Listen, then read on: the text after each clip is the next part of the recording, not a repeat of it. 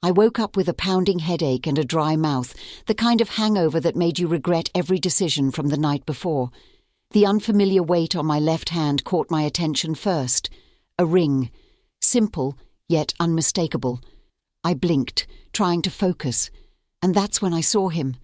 The man I'd sworn to avoid for the rest of my life was lying next to me, his hair a mess, his face half buried in the pillow.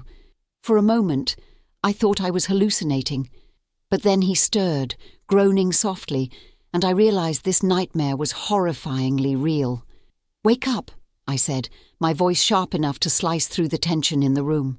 He opened one eye, then the other, his confusion quickly replaced by a look of pure annoyance. "What are you yelling about?" I pointed to the ring on his hand, identical to mine, and the crumpled marriage certificate lying on the nightstand. "What the hell is this?" His eyes widened as he followed my gaze. "Oh, you've got to be kidding me," he muttered, sitting up abruptly. "This has to be a joke." "Oh, it's a joke," I snapped, the panic rising in my chest. "Because it looks a lot like we're married and I'm not laughing." He groaned, running a hand through his hair. "Trust me, I'm not thrilled about this either. You're the last person on earth I'd want to marry." "Funny," I shot back, my tone dripping with sarcasm. I was just about to say the same thing. We glared at each other, the animosity between us as sharp as ever. This was Daniel Hayes, my sworn nemesis since college. The guy who had spent years making my life miserable with his smug attitude, endless pranks and infuriating charm that everyone else seemed to fall for. And now, somehow, I was married to him. "What even happened last night?" I asked, trying to piece together the fragmented memories of the night before. He rubbed his temples, clearly as hungover and clueless as I was. "There was that party, and the shots, and then that stupid argument," I finished, the pieces falling into place. We'd been at a mutual friend's wedding, and as usual, we couldn't stop bickering. Something about who was the worst at relationships, and then my stomach dropped as I remembered the laughter and the shouts of encouragement from the crowd. "Oh no," I whispered. His expression darkened as realization dawned. "We didn't," he said, his voice low. But the evidence was all around us. The rings, the certificate, the hazy memory of a justice of the peace giving us a thumbs up as we drunkenly said, "I do." "This can't be happening," I muttered, my mind racing. "We need to fix this. Right now." "Agreed," he said without hesitation. "First thing Monday we get an annulment. No one ever has to know this happened." But as he said the words, a sinking feeling settled in my chest. Because nothing with Daniel Hayes was ever that simple.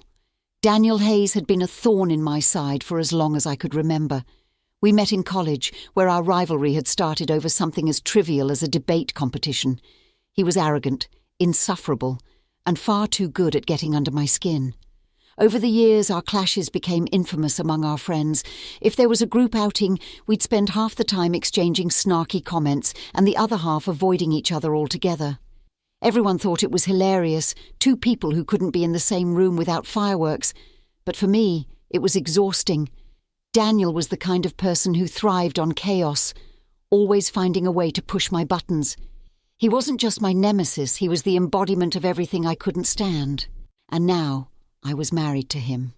As we sat in the aftermath of our disastrous night, the tension between us was unbearable. Daniel paced the room, muttering under his breath while I scrolled through my phone, desperately searching for information about annulments. "Can you stop pacing? You're giving me a headache," I snapped. "Sorry," he shot back, his tone dripping with sarcasm. "I'll try to be more considerate of your hangover while I deal with the fact that I'm married to someone who thinks colour-coded spreadsheets are a personality trait." I glared at him. "Well, I'd rather be married to someone with a personality than a walking disaster like you." He stopped pacing and turned to face me, his arms crossed. "This is your fault, you know.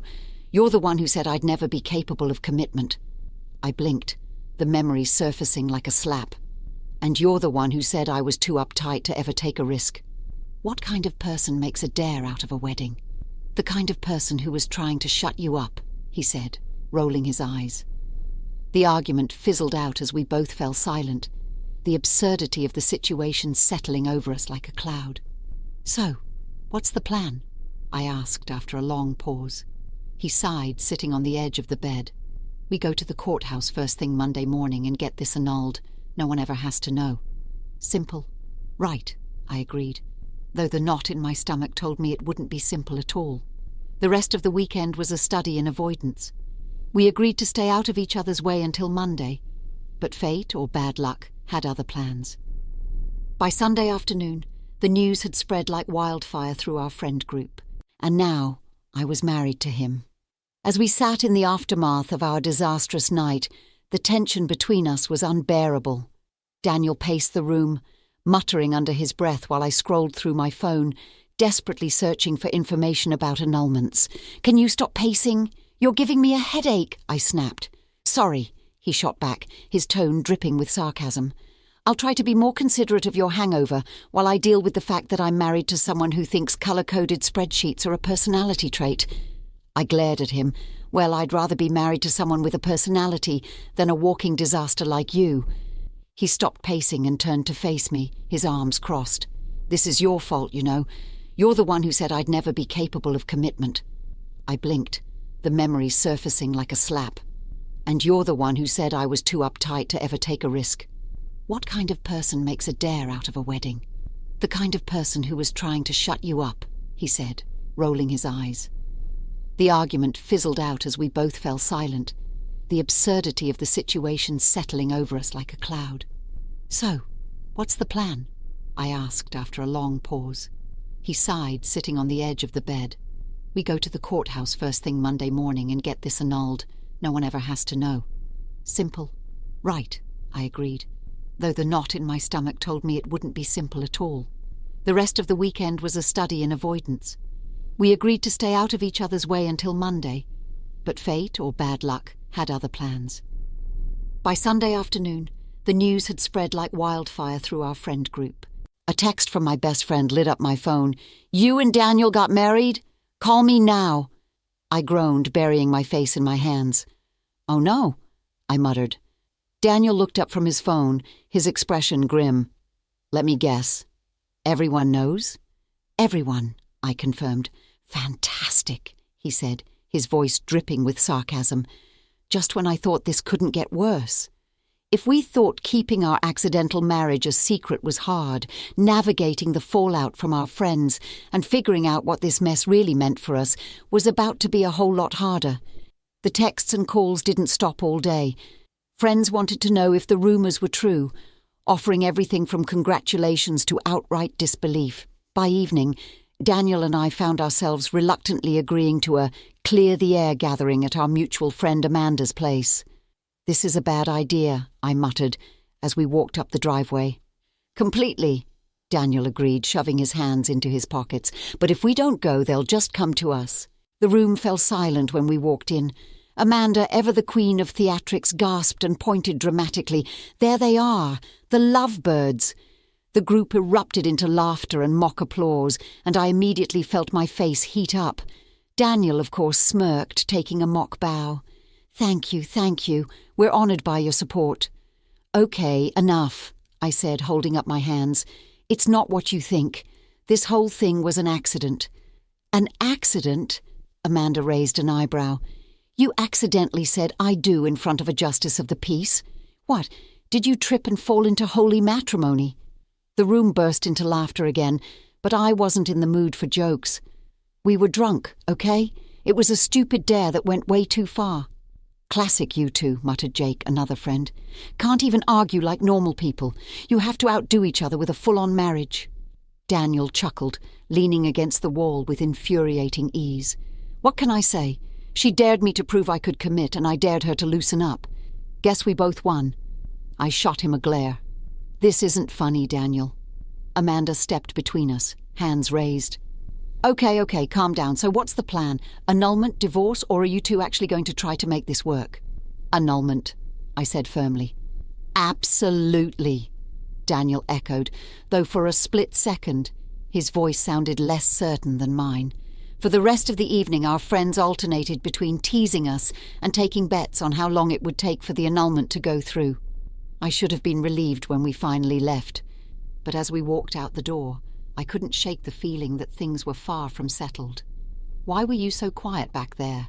I asked as we walked to the car. "What do you mean?" he replied, his tone defensive. "You didn't even try to explain," I said, crossing my arms.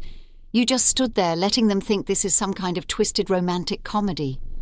He sighed, running a hand through his hair. "What's the point? They're going to believe whatever they want anyway." "That's not an answer," I pressed. He stopped walking, turning to face me. "What do you want me to say, huh? That I'm thrilled about this? Because I'm not. But what's done is done, and the more we argue about it, the worse it looks." I opened my mouth to argue, but no words came.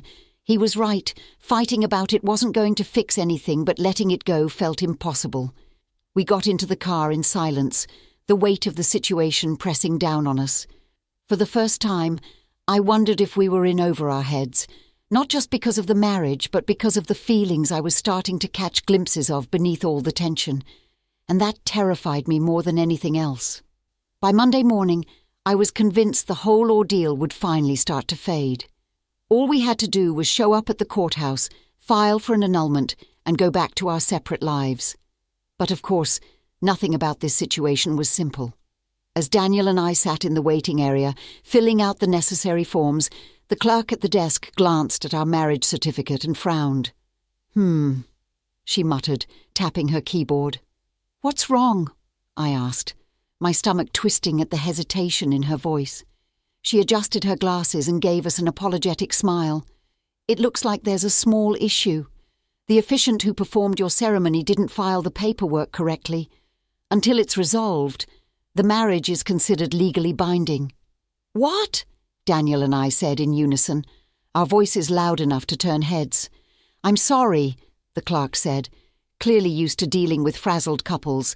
"You'll need to contact the officiant to correct the filing. Once that's done, you can proceed with an annulment. It usually takes a few weeks."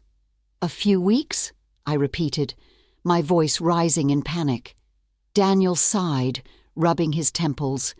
"Great, so we're stuck like this." I glared at him.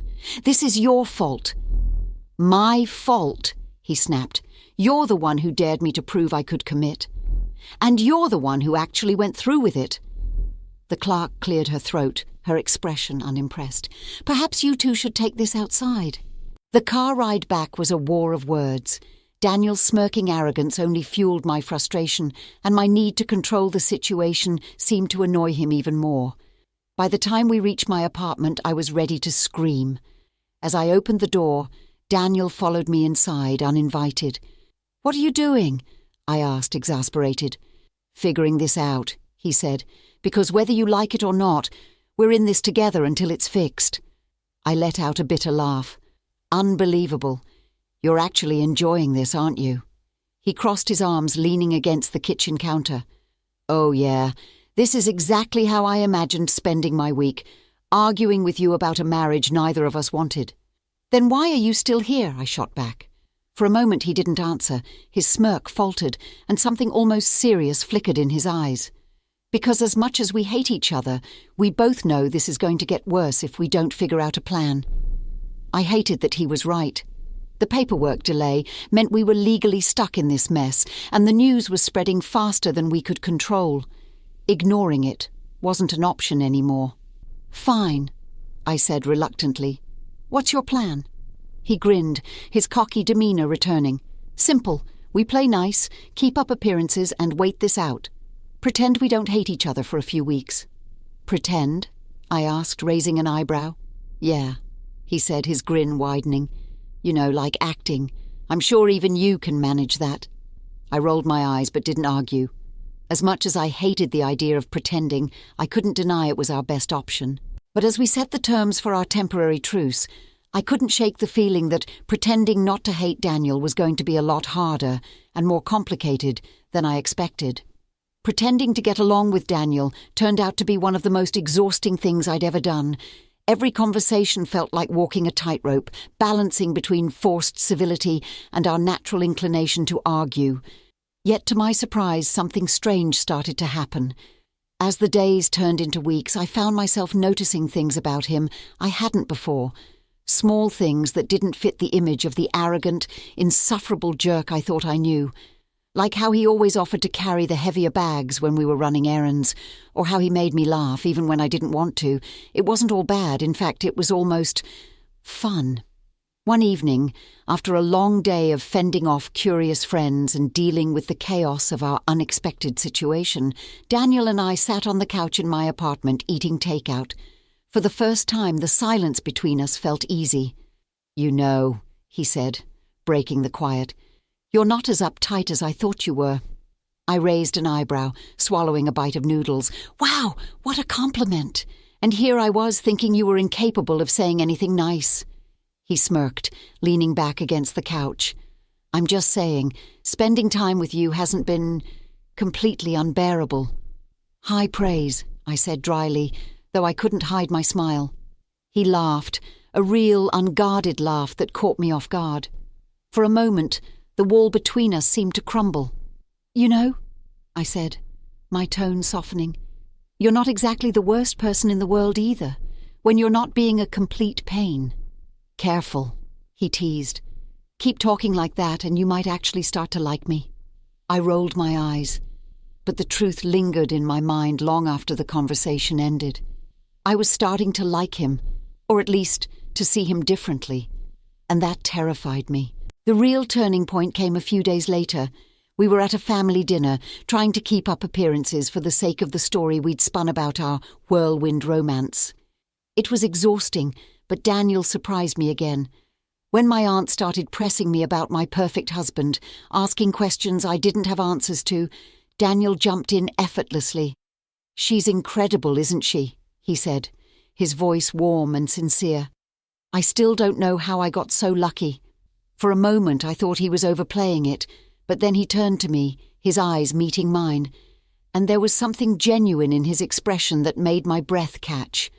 Later that night, as we walked back to my apartment, I couldn't stop replaying the scene in my mind. "Why did you say all that stuff at dinner?" I asked, my voice hesitant. He shrugged, his hands in his pockets. "It's what they wanted to hear." "No," I said, stopping in my tracks. "I mean, why did you make it sound so real?" He turned to face me, his usual smirk replaced by something softer. "Maybe because it didn't feel fake," he said quietly. I didn't know how to respond. All I could do was stand there, my heart pounding as the lines between pretending and reality blurred more than ever. After that night, things began to shift in ways I couldn't ignore. The boundaries between the life we were pretending to have and the life we were actually building started to blur. Daniel wasn't just tolerable anymore. He was funny, thoughtful, and far more genuine than I had ever given him credit for. It scared me how much I was beginning to rely on him, how much I looked forward to our late-night talks and the easy rhythm we'd fallen into. But I wasn't the only one changing. I noticed it in him too. The way his sharp edges softened when he was around me, the way he let his guard down in moments he thought I wouldn't notice. One evening, we found ourselves on the rooftop of my apartment building, a quiet escape from the chaos of our friends and family. We were sitting side by side, sharing a bottle of wine and looking out at the city lights.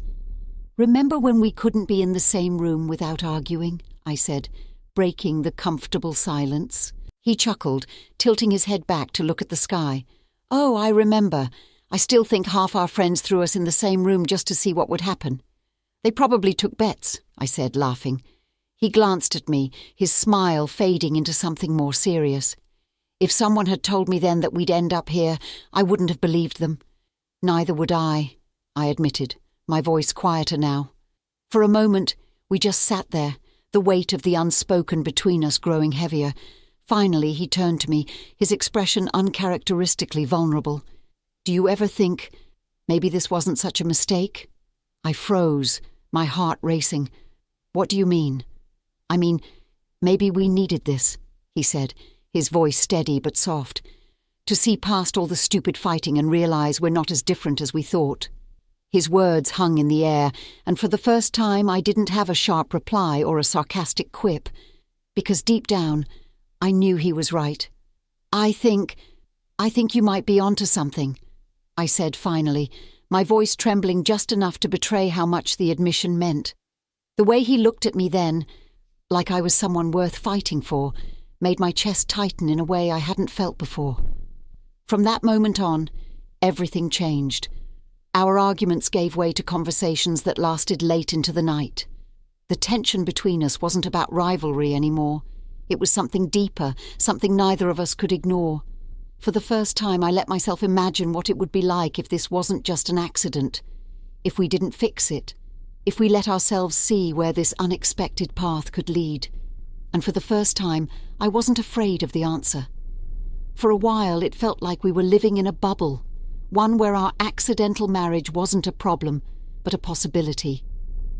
Daniel and I had gone from enemies to something much more complicated, and for the first time, I wasn't desperate for the annulment papers to come through.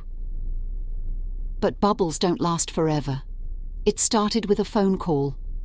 My mother, who had been gushing about Daniel ever since she learned about our marriage, announced that she was throwing a family dinner to celebrate. "It's about time we made this official," she said. The thought of parading our charade in front of my entire family sent me into a spiral. What would they think if, or when, they found out the truth? Worse, what would I think of myself for letting it get this far? Daniel noticed the tension immediately.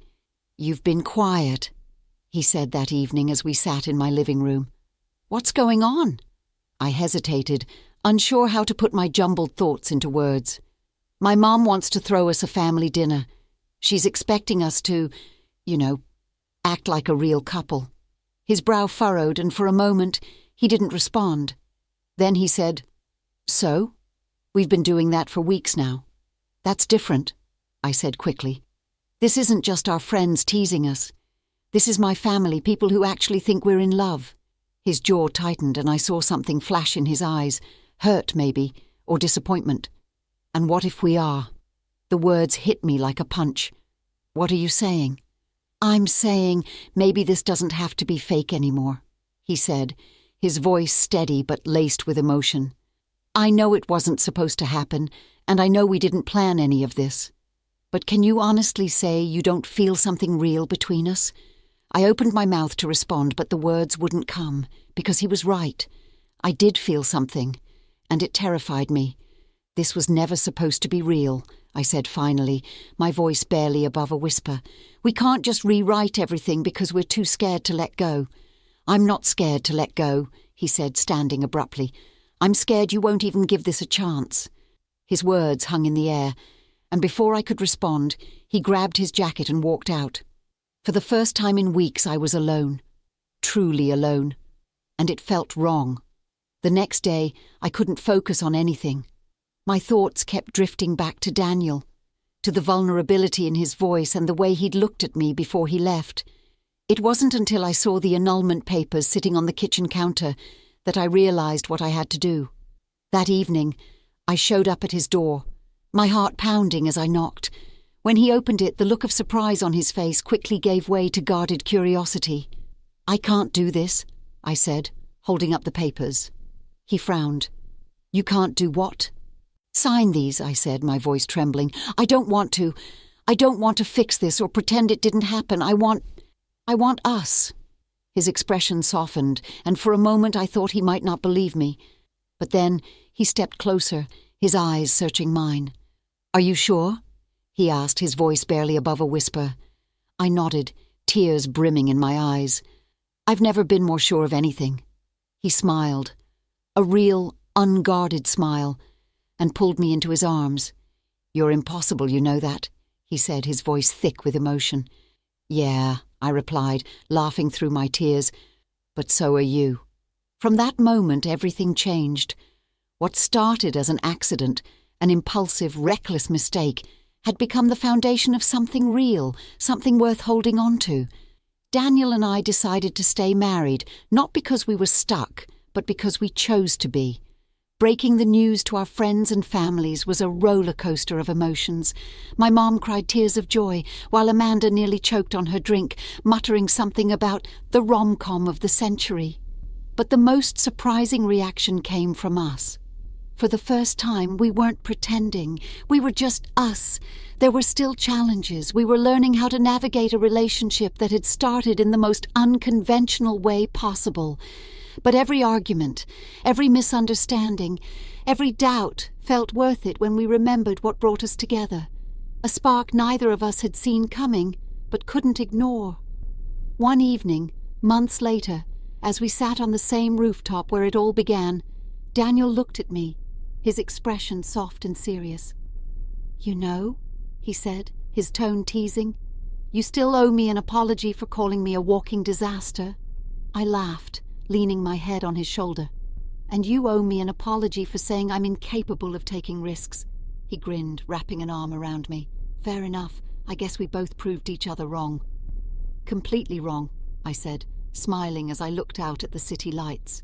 It wasn't the story I had imagined for myself, but it was ours, messy, unexpected, and perfectly imperfect. And for the first time I realized that sometimes love doesn't come the way you plan it. Sometimes it finds you in the most surprising, chaotic ways and transforms everything you thought you knew. What would you do if life threw you into an unexpected twist like this one? Do you believe love can grow from the most unlikely situations? Let us know your thoughts in the comments below. And if you enjoyed this story, don't forget to like, share and subscribe for more tales of unexpected love, emotional growth, and life's beautifully messy surprises. Hit the notification bell so you never miss a story that might just touch your heart or spark your imagination, because sometimes the best stories aren't the ones we plan. They're the ones we stumble into.